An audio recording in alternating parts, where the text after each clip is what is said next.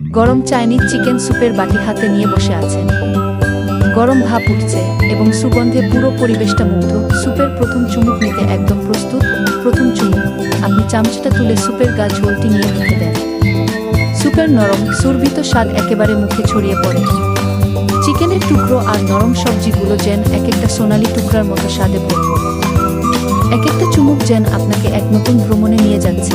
আরও কিছু চুমুক, আরও কয়েকটি চুমুক। এই স্যুপের গভীরতা, তার স্বাদের বুনন একেবারে অসাধারণ।